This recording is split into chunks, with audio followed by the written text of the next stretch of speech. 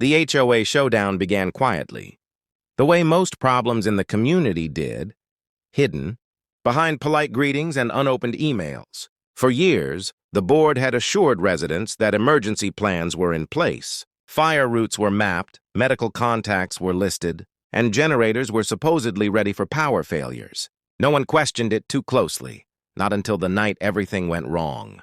A sudden electrical fault plunged the entire complex into darkness just after midnight.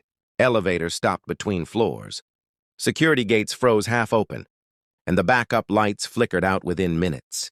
Panic spread faster than the darkness itself. An elderly man with a heart condition was trapped on the 4th floor, unable to climb down the stairs without assistance. A young mother frantically tried calling the emergency numbers posted on the notice board, only to find they were outdated or unanswered. Residents rushed to the HOA office, knocking hard, then shouting. When the board members finally appeared, confusion filled the room. No one could locate the generator keys. The emergency binder was missing. The security company claimed they had never been trained for a full blackout. What had been promised for years collapsed in a single hour. By morning, anger replaced fear. Families gathered in the courtyard, exhaustion etched on their faces. Someone brought up the monthly fees, questioning where the money had gone. Another resident pointed out that emergency drills were always postponed.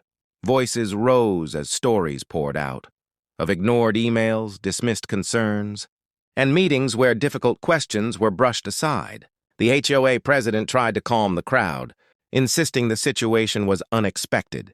That word triggered the showdown.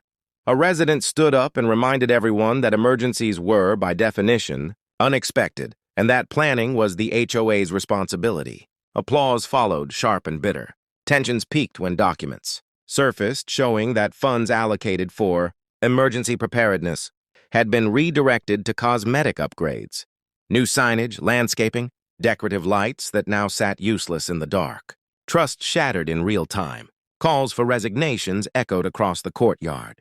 In the days that followed, inspections were demanded, accounts were audited, and an emergency committee was formed, this time led by residents rather than titles. The blackout became more than an inconvenience. It became a lesson written in frustration and fear. The showdown did not end with shouting. It ended with resolve. The community learned that safety could not rely on promises alone, and leadership meant accountability when plans failed. What began as a night of darkness reshaped the HOA forever, proving that preparation wasn't optional, it was essential.